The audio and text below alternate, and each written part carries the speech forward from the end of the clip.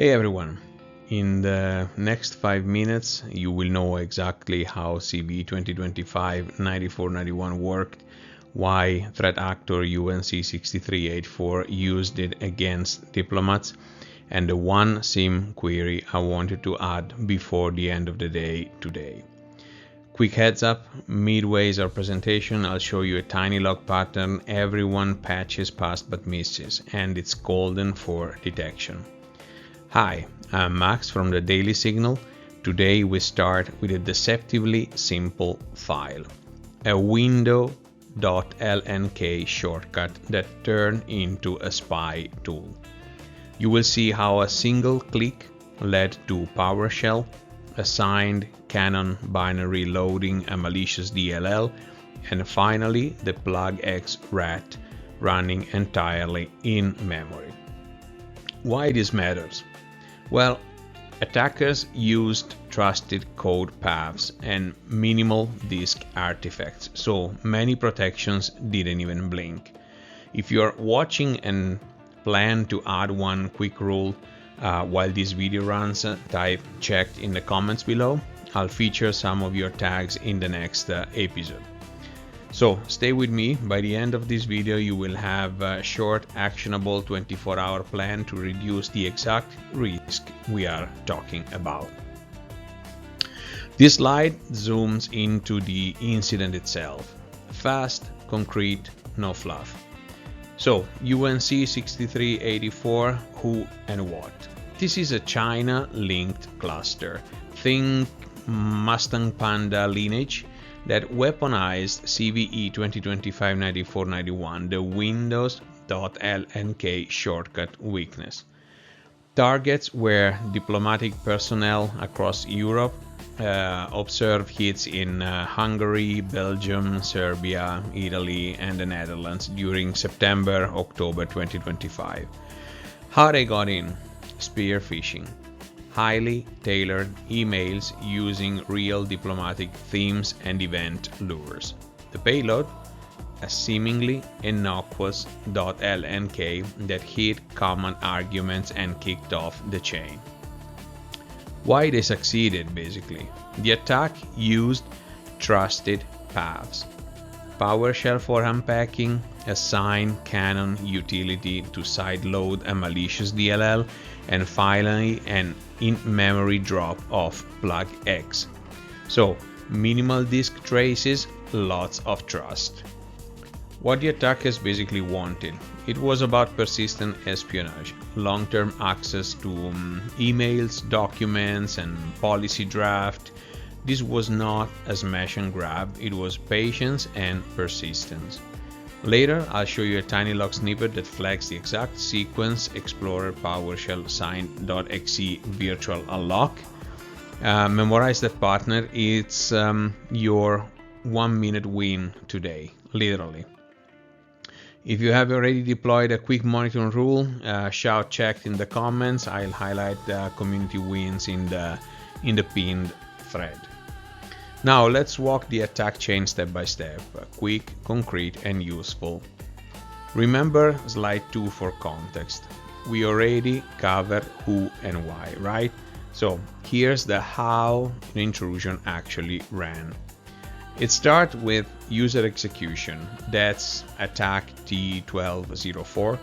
The victim opens a .lnk and explorer.exe is tricked into launching a hidden command. Next stage, PowerShell. The T1059.001 basically decodes tar archive, unpacks 3 things, and opens a harmless looking PDF as a decoy while the real work happens in the background. Those 3 files matter. A legitimate Canon utility, cmp.aue.exe, a malicious DLL named cmp.aue.dll, and an encrypted data blob, cnmp.log.dat. The attacker runs the Canon.exe, which is signed and trusted, and because the malicious DLL sits next to it, the exe sideloads.dll. This is classic DLL sideloading, also tracked as attack MITRE attack T1574.002. Inside that DLL, the stager decrypts cnmp log.dat and maps code into memory.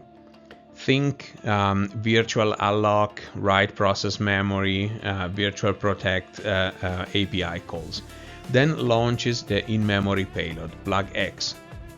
So on the wire and in the logs, the sequence you want to spot is Explorer, PowerShell, signed exe launch, VirtualAlloc, virtual protect, outbound C2. That short chain is your golden detection pattern. This is fileless and uses trusted binaries. So if you are only scanning disk, you will miss it. But if you log process command lines and memory events, you can catch it. So if this sequence makes sense and you will also add a hunt for it, just check now. And again, I'll call out, community wins later in the show or, next in the next episode. At just a quick one, at slide 5, I'll show you an example sim query that hunts exactly for this path. Don't miss it. Here's why this one works so well then, and what that means for you. First, the bad news is one line. This attack traded low effort for high value.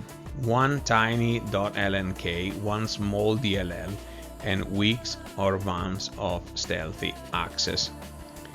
Trust path. So the attacker used signed trusted software and OS APIs. When a legit binary runs, many protections either ignore it or treat it as low risk. There's baseline noise. Tools like PowerShell, Explorer, and print utilities are used all the time. Malicious activities hide in that daily noise. Telemetry gaps. Many organizations don't collect full command line, script block, or memory allocation telemetry by default. So, fileless chains vanish into the logs. A mini gold coin for you, researchers. So weaponization happen within months of disclosure. Threat actors move fast when the reward is quite high. Let's have a look at the attack economics. From an attacker's point of view, this is cheap. A single well-crafted exploit and basic living off the land tricks by long-term espionage data. So policy drafts, communications, contact list, that's the real motive behind these ops. But here's the good news. You can tilt the economics back in your favor with small targeted controls. Restrict who can load third-party DLLs and model runtimes, so UpLocker, WDAC for example.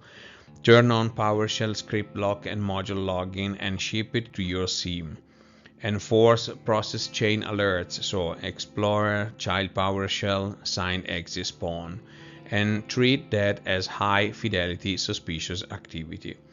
If you block unmanaged model loading and restrict ONNX runtime to approved apps, you will close a huge class of model-based attacks immediately. Let's see now what comes in the next slide. So we talk about ONNX. So this one will flip a bit the script on what you think of files and why model files are suddenly dangerous. In the next few seconds, you will understand how an ONNX model can hide a payload, why Windows treat that file as innocent, and the simple pattern to hunt for in your logs. So we covered the .lnk and the PlugX earlier.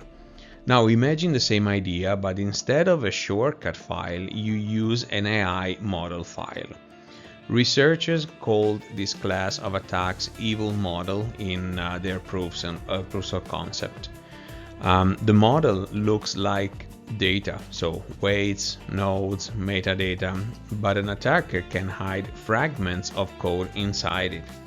In metadata, split across nodes, or even steganographically buried in the numeric weights.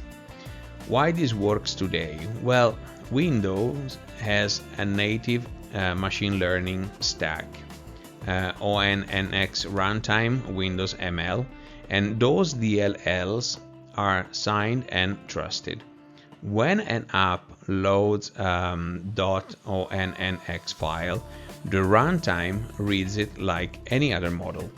Security tools often see trusted DLL reading model data and shrug. That's a trusted path attackers love.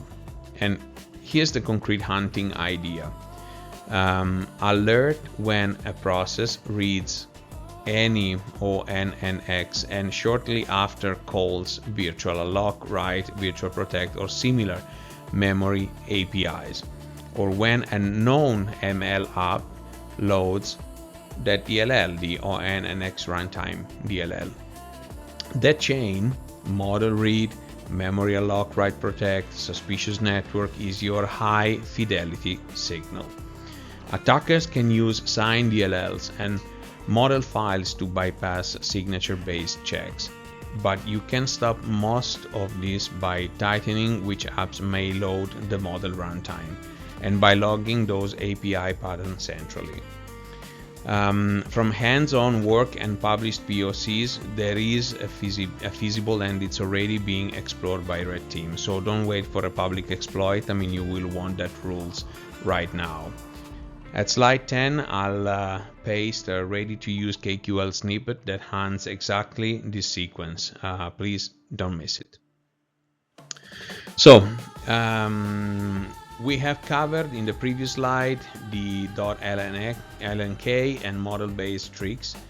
Now let's talk about a stealthy sibling everyone overlooks, the browser.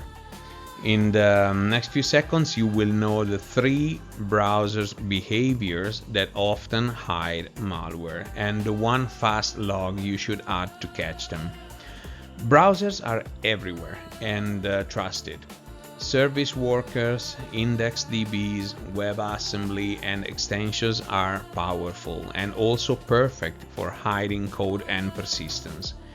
Attackers can fetch a WASM blob, store it in IndexedDB, and rehydrate it later.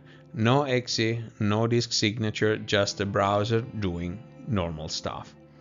Fav icons and images, well, they can carry stego payloads extracted by in-page JavaScripts. Extensions with native messaging are effectively mini backdoors if abused. Log service worker register events. That's a very high fidelity hunt for you. Detect, fetch all the WASM followed by the WebAssembly.instantiate and flag large IndexedDB writes from unknown origin. Those 3 signals together are a red flag. Enforce a managed extension allow list, disable extension side loading on high value machines, and block *.wasm downloads from untrusted hosts at the web gateway. A tiny mini gold coin for you right now. Flagging a new service worker registration from a domain that never hosted PWAs will catch a lot of stealthy staging. Just try it. If you add at least 1 browser rule right now, you can type checked in the comments. I'll shout out some of the wins, next episode. And yes, later we'll paste exact SIM snippets for WSMM and service workers hunts in, as I said, in slide 10. So please stick around. Here you will see 3 under monitored attack surfaces: WSL, eBPF, and GPU runtimes, and 1 simple log for each to add that raises your detection fidelity a lot. We touched earlier on where trust and noise hide attacks, right? These are the cross-boundary and kernel places attackers now love because endpoint agents often miss them. WSL is basically attackers run, Linux health tools on Windows via WSL. It looks like normal Windows processes but spawns Linux binaries. Add a hunt for Windows processes launching ELF or ELF binaries or unexpected WSL.exe activity tied to sensitive hosts. eBPF for Linux systems, kernel level programs can hide logic in maps and filters. Think BPF door family. Log and alert on BPF syscall activity and unexpected programs creating maps under /sys/fs/bpf.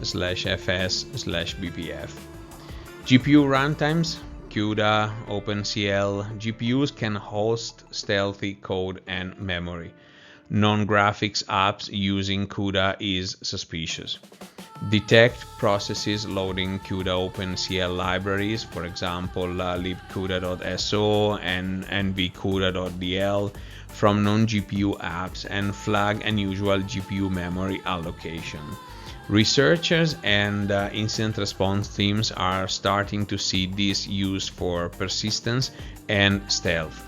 So treat them like any risky service. Baseline, then alert on deviations. Again, slide 10 will contain the exact SIEM KQL snippets for BPF, WSL execs, and GPU load hunts. So stick around for copy-paste. Cloud services instead are the new Swiss bank for attackers. Trusted, global, and noisy enough to hide in plain sight. So in a few seconds I will give you two practical rules to stop most cloud-based command and control C2 abuse. Remember how early we saw trusted DLLs and model files dodge detection? Cloud C2 is the same trick but over services you already let your people use. Attacker stage payloads on content delivery network, CDNs, hide beacons in software as a service API calls, or use public repos as drop zones. And it looks like normal traffic. So here are some rules. Rule 1. Treat service calls like code. So log HTTP method, path, and content type for critical services, and alert on unusual verbs or binary blobs from non-dev apps. Rule 2. Require provenance. Only allow models, scripts, and binaries from an approved repo. Block downloads from .lnk, .hta, .wasm. From untrusted hosts on your high-value endpoints. Attackers pick platforms where costs and risk to them are low and your friction is high. You simply got to deny them that economics. If you run a SWG or a CASB, add per service rule today. Methods and paths, not just domain. That's actually is going to be a game changer. All right, so we have toured a lot of ground. Time to zoom out and see a bit which of these techniques are actually the hardest to spot right now. This is where defenders win by prioritizing. Top of the stealth chart we have ONNX or Windows ML model loaders, browser living off the land, and cloud C2. They mix deep trust with high noise. Right behind them we find WSL, eBPF, GPU, and LD_preload rootkits. More technical but still flying under most EDR radars. Then come the older ones, the WMI, COM, DLL hijacking, still around but better covered in modern detections. And at the bottom we have the classic like ADS or print spooler abuse. Good hygiene already keeps them in check. So where should you focus hunts first? Anywhere trust meets noise. That's the sweet spot attackers exploit and where your logs still whisper instead of shout. Coming up next, as I mentioned, we'll turn all of this into a concrete 24-hour, 7 days and 30-day action plan, your quick path from aware to covered. Okay, so if you made it this far, really great, truly appreciate it. Here's basically the sprint that you can run in the next 24 hours and actually finish. First, enable the logs. Sounds obvious, but turn on PowerShell script block logging and command line process logging and forward those logs to your SIEM. That single move turns invisible memory chains into something you can hunt. Second, put fast blocks in place at your web gateway. Block downloads of .lnk, .hta and .wasm from untrusted origins for high value groups.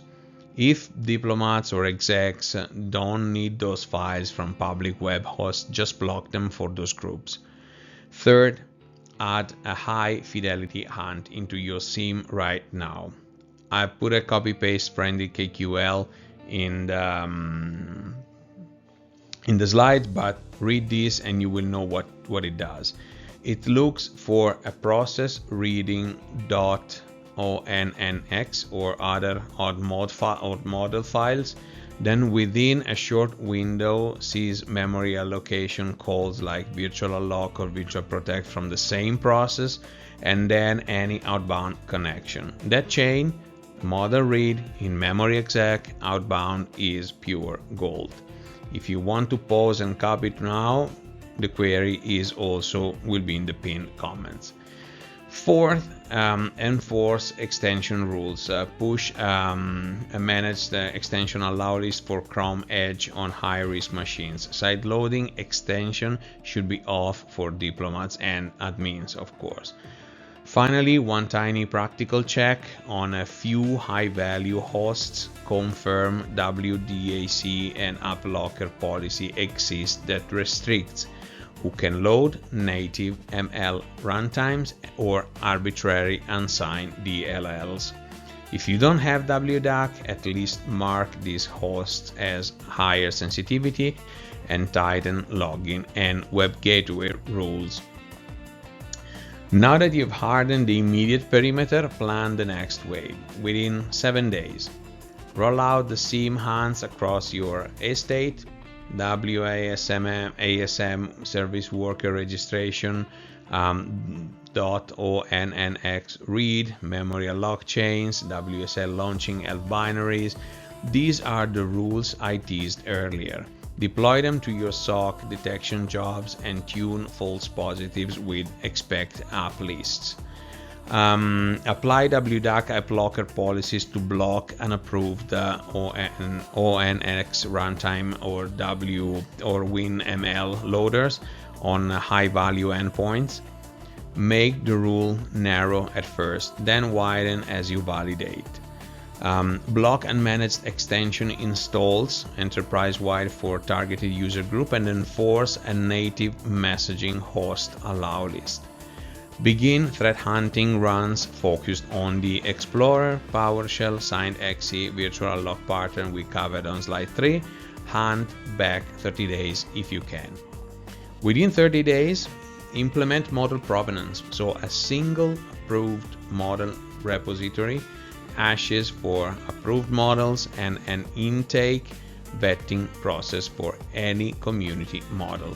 If you allow community models today, plan to stop that in 30 days or isolate them to sandbox lab hosts. Harden Linux and kernel level surfaces, so restrict unprivileged eBPF loading where possible, enable logging of BPF syscall, and baseline that path /sys/fs/bpf maps for production host. Extend incident response playbooks for living off the land or fileless incidents. Ensure memory capture capabilities. Train the incident response steps for observation versus disconnect decision, and test the playbook in a tabletop.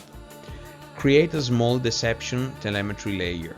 1 or 2 low-value decoy accounts or services to detect credential misuse or admin tool abuse early.